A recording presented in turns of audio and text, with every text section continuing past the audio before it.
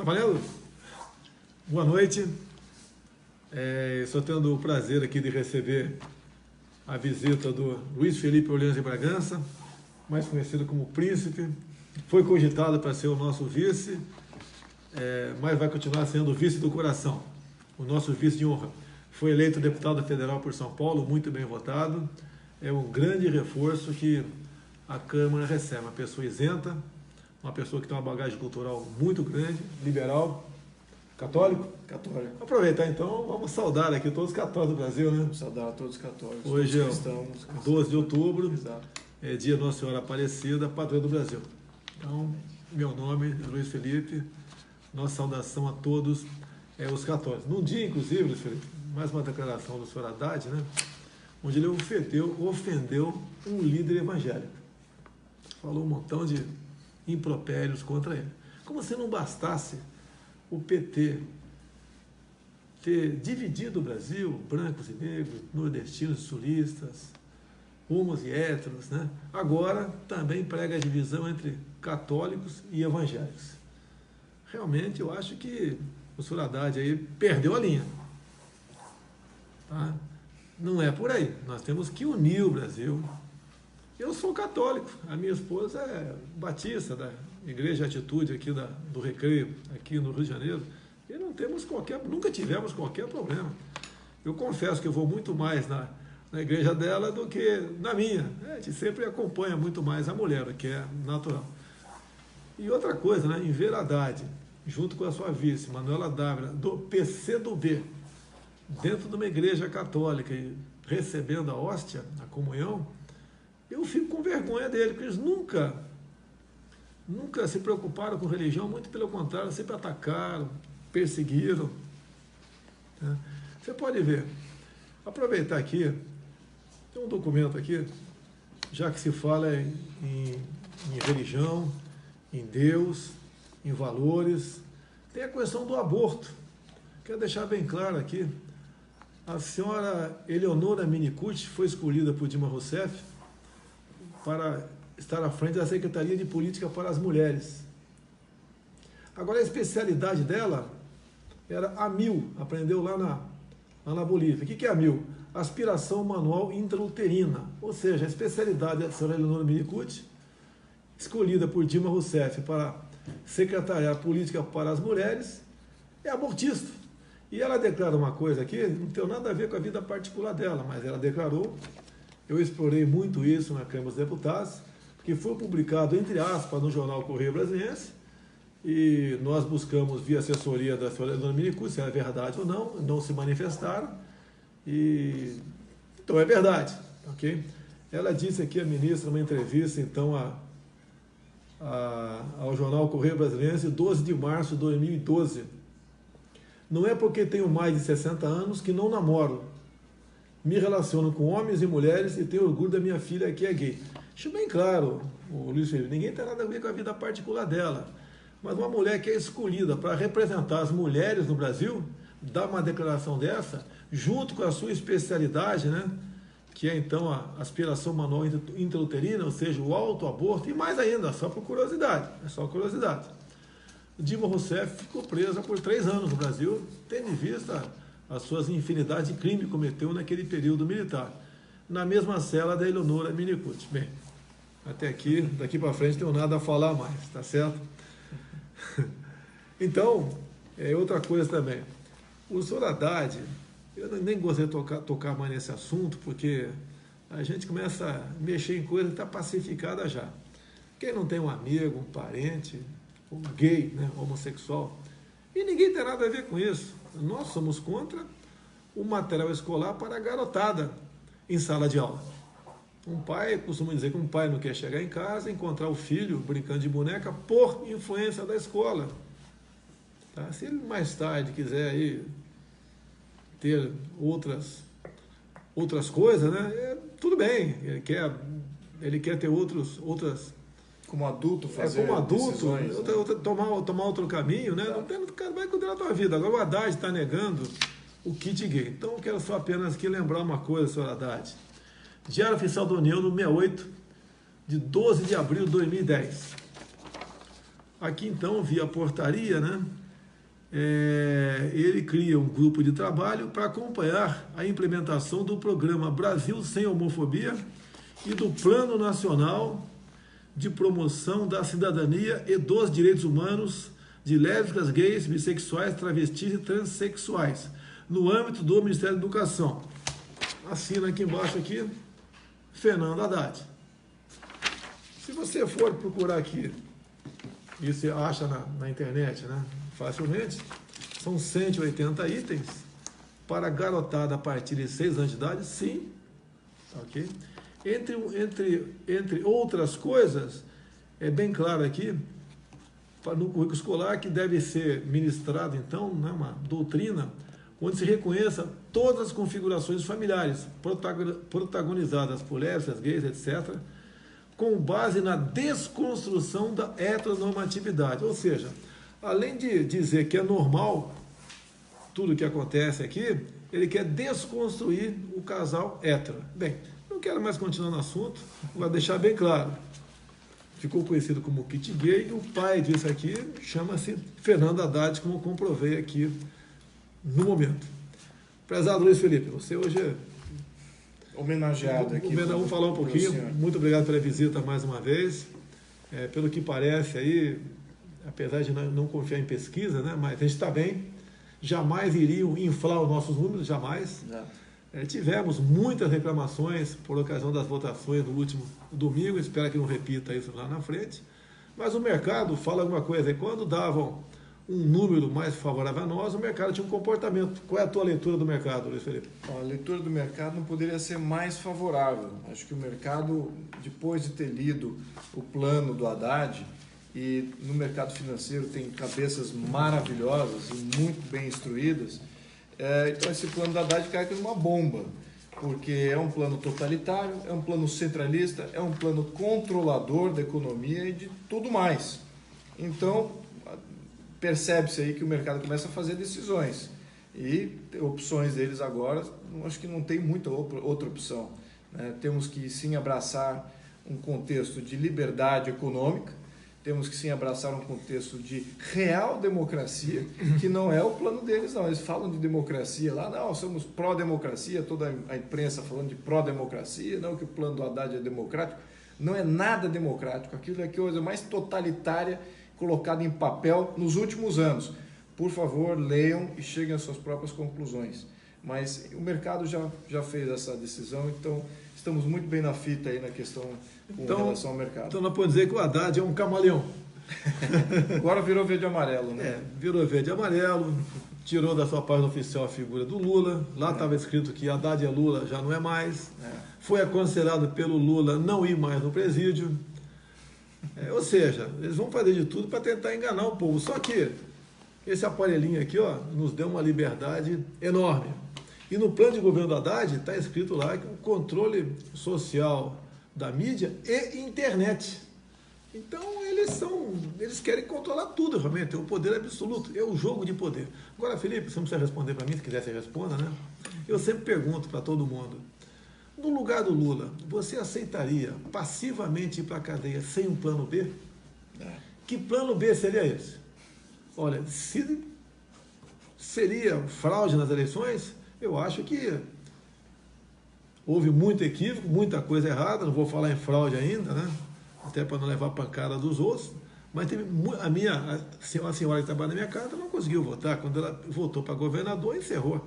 E as reclamações foram no Brasil de norte a sul, de leste a oeste. E acredito que pela quantidade de pessoas que realmente votaram em nós, não tinha como a gente não estar bem. Agora, o problema pode voltar a ocorrer no segundo turno, se bem que todas as pesquisas agora sempre dão em média 60% para nós, em votos válidos, e 40% para o lado de lá. Pergunta aqui, você acredita nas urnas eletrônicas? Acho que essa pergunta já foi respondida tantas vezes, eu acho que eu sou mais antagônico às urnas eletrônicas, estou vendo isso com um grupo muito bom de ativistas que está vendo no detalhe essa questão das urnas, e a confiança é zero, depois de falar com todos esses grupos especialistas. A confiança é zero. Gostaria de transmitir aqui minha opinião pessoal, acho que o senhor deveria ter ganhado o primeiro turno, na minha opinião pessoal. Não vamos saber também se isso é comprovável com relação às urnas, porque elas não são transparentes nem para eu dizer que foi fraudado, nem para eles dizerem que ela é inviolável. Então, temos aí um sistema muito intransparente que gera muita insegurança sobre o processo eleitoral. E isso nós não podemos mais permitir. Se é para ter democracia, precisamos que as nossas vontades, as nossas aspirações sejam refletidas pelas forças de Estado e não está sendo refletido no nosso sistema eleitoral. Então, sou muito favorável à questão do voto impresso. Agora, nesse próximo turno, gostaria de ver até cédula, se não for o caso aí de ter qualquer coisa nessa linha, mas fica aqui minha opinião genérica, pessoal, e sim, alguma mobilização em prol disso aí, porque de fato temos um grande problema e essa arquitetura, só ver os incentivos, né? Quais são os incentivos do Temer, do Haddad, todos esses que compõem o Estado, que estão na Lava Jato, quais são os incentivos dele de entregar o poder de uma maneira não conflituosa. Então, acho que eles vão querer fazer alguma coisa aí nesse gênero, sim. Você pode ver, o Haddad, presidente, interessa para muita gente. Afinal de contas, a gente sabe que ele vai assinar o decreto do indulto do Lula. E não pode apenas o decreto constar o nome do Lula. Todo mundo que tem um crime conexo vai entrar no indulto também. Isso que está em jogo, no meu entender. Seria o plano B do PT. Mas eu acho que a avalanche de votos vai ser tão grande a nosso favor que não vai ter como fraudar. É impossível fraudar. As informações que eu tenho, olha só, das 9 capitais do estado do Nordeste, nós ganhamos em 5. Acredite se quiser. Com 8 segundos de televisão, praticamente sem fundo partidário, gastamos 1 milhão e pouco no primeiro turno, tá? Sem recurso para... A gente sabe que muita coisa é feita aí em gráficas, etc., sem recurso. Grande parte da mídia nos criticando o tempo todo, caluniando o tempo todo, e aconteceu uma coisa, um fenômeno realmente. Fizemos no Brasil todo, acredite, né, 52 deputados federais, ninguém acreditava nisso, fizemos 52, e daí alguém fala, se houvesse fraude, não teria feito 52 deputados federais do PSL. Olha, a desconfiança é exatamente no voto para presidente da República. Se eu for presidente, pode ter certeza, nós vamos ter já nas eleições de 2020 uma forma aí segura de se votar, onde se possa fazer uma auditoria. A pessoa que for votar, ela vai ter a certeza que votou exatamente naquela pessoa. Então, o que a gente pede no momento? Além de se manter mobilizado, né, sempre ganhando mais um voto aqui, lá, acolá, também, por ocasião das eleições, indo votar, tendo problema, imediatamente exige que passe aí, ou troque a urna, né, ou passe por voto de papel. Afinal de contas, apesar de termos uma vantagem de aproximadamente 17 milhões para o senhor Haddad, a gente não pode bobear, a gente não sabe que esses caras, tudo é possível com eles. Bem, eu acho que se a gente manter a nossa batida, nós aí seremos vitoriosos no próximo dia 28. Muito bem. Mais uma coisa aqui?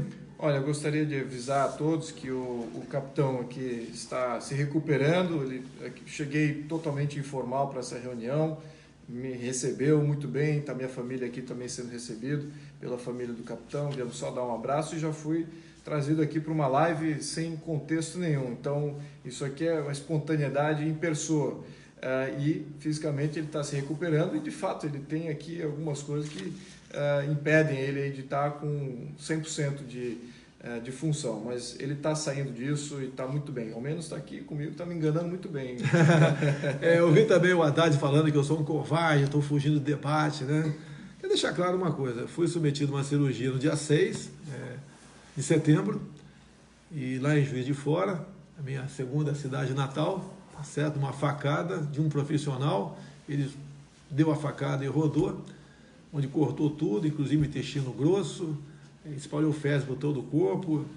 Me disseram que se eu chegasse lá 5, 10 minutos mais tarde teria morrido. Foi drenado 2,5 litros de sangue, né? Dado aqui a hemorragia interna. E 6 dias depois, dia 12, eu fui submetido a uma nova cirurgia já no Alberto Einstein, em São Paulo, que começou às 21 horas e acabou às 5 da manhã. Então, 8 horas de cirurgia, tudo foi colocado para fora e realmente, dado o estrago, né? A faca entrou 12 centímetros e rodou na minha barriga, foi enorme. Graças a Deus, fui muito bem atendido lá na... Perdeu peso, né? Perdi 15 quilos. Perdi 15 isso é quilos. notável, isso realmente perdeu. Eu que já sou magro, né? Realmente foi um baque. Mas eu acho que o que está guardado ninguém tira, não. Tá ok? Eu agradeço a Deus, agradeço o pessoal lá, todos os médicos, enfermeiros, profissionais de saúde de Juiz de Fora, e agradeço a todos também que se empenharam, né? Lideranças evangélicas, lideranças católicas, espíritas, demais denominações, ateus também, eu tenho amigos ateus. Agradeço aqui o Nordeste em especial. Ninguém, Luiz Felipe, nas últimas 4 eleições que disputou contra Lula 2 vezes e contra Dilma 2 vezes, obteve uma votação tão grande como eu tive no Nordeste. Então, muito obrigado ao povo nordestino. E apesar do príncipe, de o PT dizer o tempo todo que eu vou acabar com o Bolsa Família. Agora, até para contrapor a isso, foi ideia do general Mourão, acolhido ali pelo Paulo Guedes, nós vamos dar o 13º para quem recebe Bolsa Família. E não vai ter despesa porque esse recurso extra vai sair do combate ao roubo, à corrupção e à fraude. Apesar também de espalhar no Nordeste, por tudo, que eu iria acabar com o 13º salário. Houve uma crítica do nosso vice, não ao 13º, uma crítica sobre a quantidade de penduricários tendo contra-cheque. Ele achava que não é que tinha que acabar com isso ou com aquilo, mas tem um contra-cheque mais enxuto, mais botado na minha conta, que eu queria acabar com o 13º. Estão falando agora que eu vou acabar com a estabilidade de funcionalismo público, de servidor público no Brasil todo. Não é isso. Até porque está previsto na Constituição, você não vai acabar com isso aí, ninguém quer acabar com isso aí. Também estão falando o que mais? Me ajuda aqui. É só pancada em cima da gente. Que eu vou cobrar imposto de renda de pobre. Muito pelo contrário, a proposta do Paulo Guedes é quem ganha até 5 salário mínimo, equivalente a R$5.000, zero de imposto de renda. A gente vai perder um pouco de arrecadação? Vai. Mas nós temos que dar um refresco aqui para o empresário, né, para o cidadão trabalhador, porque ninguém consegue mais pagar uma carga tributária tão monstruosa como a que está aí. Nós temos que reinventar muita coisa. Não será uma aventura. A questão de privatização é a mesma coisa. São 150 estatais. Eu acho que no primeiro ano, essas 50 criadas pelo PT, a gente vai mandar para o espaço. Tá? As outras 50 ali, você vai ter que ter um critério, um modelo, com responsabilidade. E não é apenas jogar para anunciar no mercado, quem comprar comprou, não, tá certo? Tem que ter um modelo, talvez o Golden Share, seja lá o que for. E o que for estratégica, a gente não pode falar em privatizar, no meu entender. O que for estratégica, você não pode privatizar. Banco do Brasil, Caixa Econômica, já tem poucos bancos no Brasil.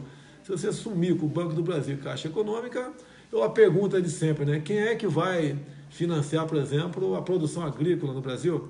Agora, se o Banco do Brasil e a Caixa Econômica têm problemas, como de vez em quando aparece, tem mesmo, é por causa das indicações políticas, que levam à ineficiência do órgão e à corrupção. Vamos indicar pessoas sérias. Não se fala em privatizar, no meu entender aqui, Furnas. Tá? Então, vai ser um grande plano de privatização? Sim, vai ser, tá? Mas com muita responsabilidade. E pode ter certeza que o mercado não vai se decepcionar conosco, não. Não estou batendo de frente com o Paulo Guedes de jeito nenhum. Tá? E, afinal de contas, eu concordo com 90% que ele diz, e ele concorda com 90% do nosso lado. Então, está bem encaminhado esse casamento. Hoje eu vi na Veja Online que está tendo problema com a cúpula do PSL. A cúpula sou eu, Paulo Guedes, General Heleno, Bebiano, Júlia Lemos, e mais 2 ou 3. Não tem problema nenhum. Querem o tempo todo dizer que temos problemas e não temos como governar o Brasil. Temos, hoje em dia, muitos, mais de 300 parlamentares simpáticos a nós.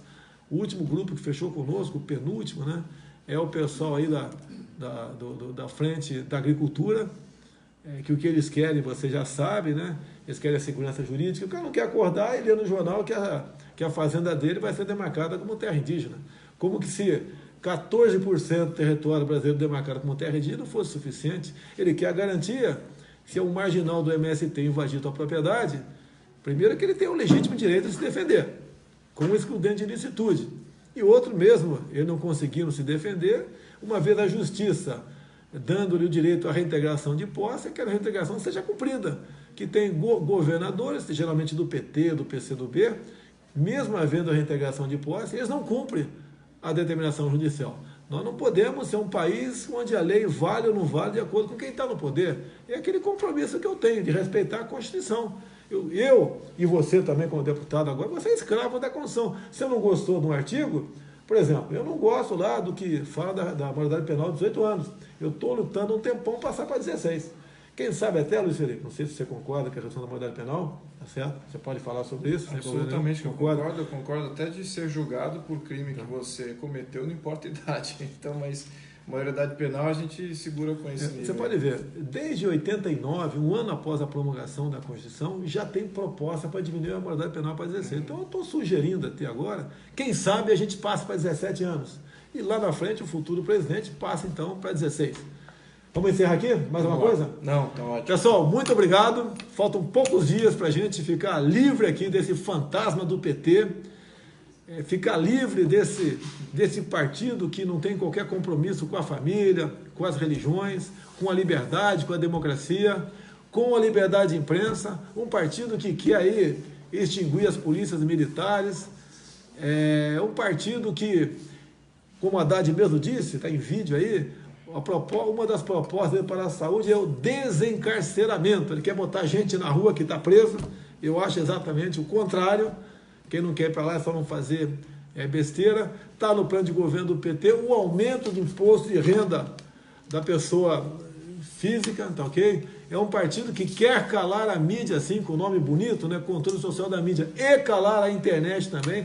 Quem não ficou chateado quando o WhatsApp aqui, dizendo para combater o crime de ódio, em vez de você passava, acho que quantas, 200 mensagens mais ou menos, você conseguia passar para 200 pessoas a mensagem, passou para 20, nós vamos lutar para que volte o que era antes. Ou seja, todo mundo sabe o que está acontecendo, todo mundo sabe quem eu sou e quem é o nosso querido Fernando Haddad. Muito obrigado a todos. Amanhã, se Deus quiser, voltaremos aqui com novas informações. Um abraço. Muito obrigado por estar me recebendo. Muito obrigado a todos vocês que têm assistido. Muito obrigado por estar me recebendo. Não é qualquer um que pode receber a visita de um príncipe em casa não, hein? Tá ok? Valeu, pessoal. Boa noite aí.